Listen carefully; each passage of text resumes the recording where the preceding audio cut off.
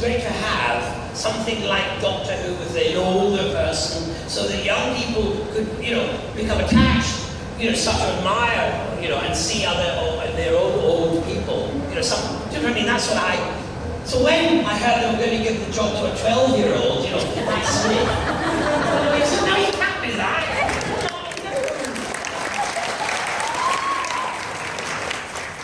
But it turned out, it was amazing. What a face. He might have a 12-year-old body, but, the face is 950 years old. It's astonishing. He's a great doctor. But at the same time, I was part of it was saying, no, go younger, please, We've got enough young heroes. Anyway, now, they've gone back to Peter Capaldi, and he is actually the oldest actor to take over as Doctor Who. He's just slightly older than the first one, although he's a much younger man. And Peter Capaldi's, he's a Scot. And that means he's going to be brilliant, isn't he? He's going to be brilliant. And so I think he's a great actor too. He's got a great record, so yeah.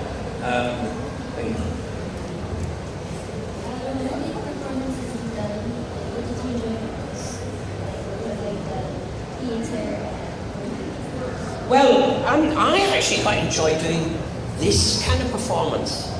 That's why I like getting off the stage and in amongst the audience, really. I've done so much theatre in my life, and also I started off in comedy, in busking, getting in amongst an audience, churning them up. We used to then we eventually developed this show where we had an audience in the theatre, but we used to take them out and across the road and make them hold hands, and I'd blow bombs to my chest and set light to my head and do, the normal common everyday thing that you do, laugh at somebody. And I always enjoyed that, this making an audience discombobulated and, getting in amongst them and touching them and being with them and hugging them and, So I enjoy this.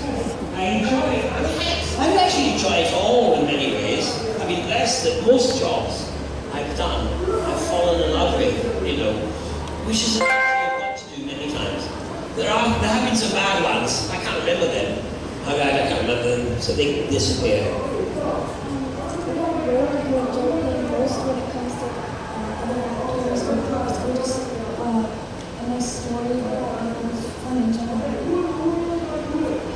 Roles, but I think that was kind of maybe the same answer to that.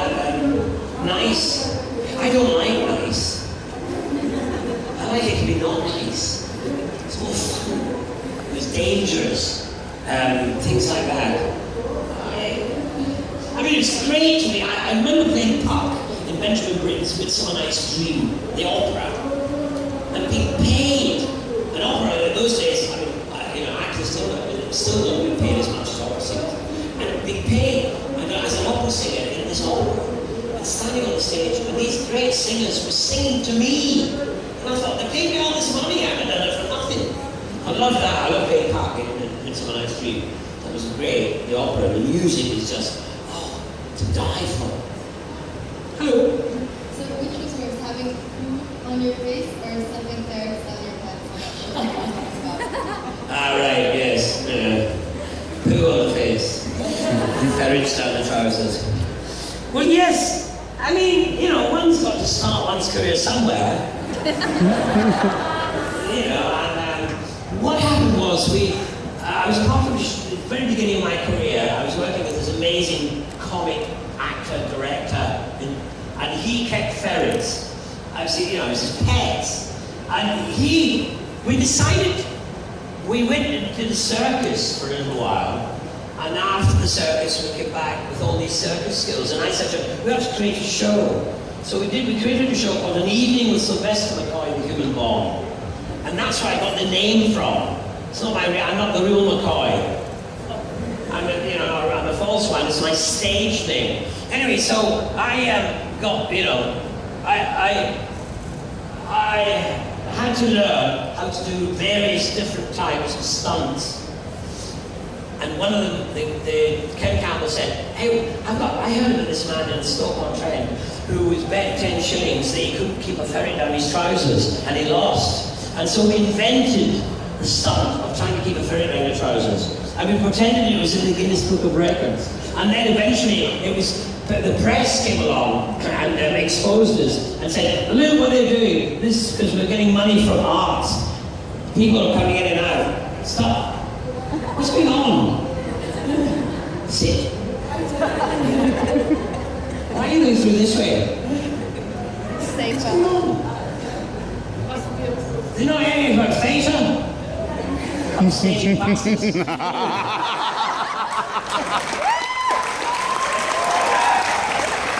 best guest. Anyway, we invented this stunt. But it was put in the papers, and suddenly all over Britain, people started sticking ferrets down their trousers. Now nobody had ever done it before. We'd invented it, but then they thought it was an old, so it became overnight a tradition. You know, like, way back in 1825, Fred, he put 100 ferrets down his trousers, and he died. You know, that kind of thing. Anyway, so Sylvester, just before we take another, I'm going to invite you back on stage because I'm curious about the tiny guitar case that you brought with you. My musical instrument. Yes. Oh, I see. In the meantime, can we field another question? Well, this, you want to know about this?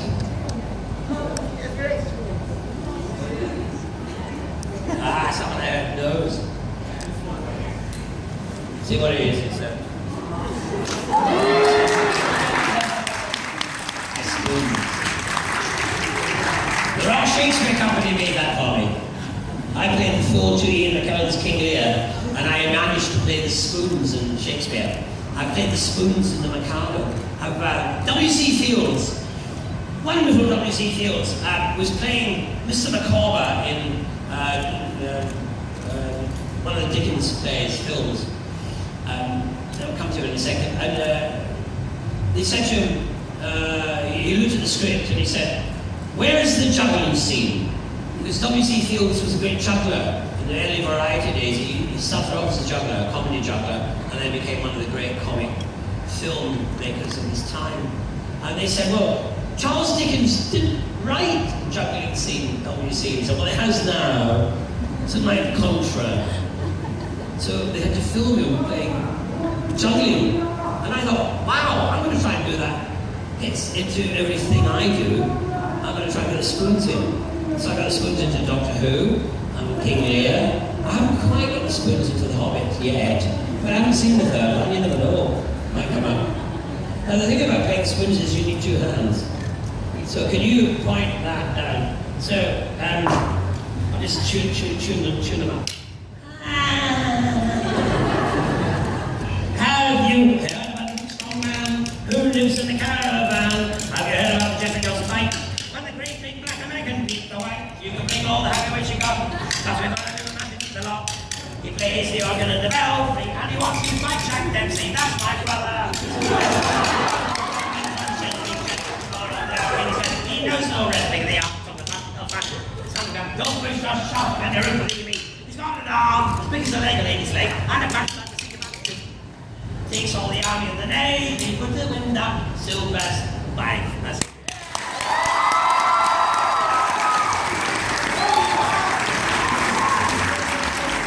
Ladies and gentlemen, please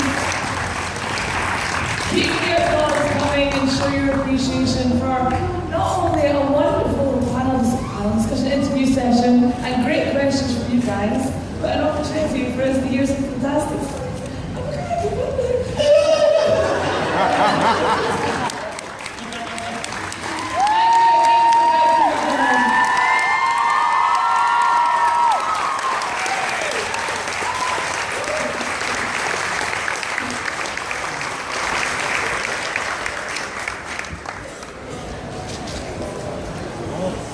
My bag.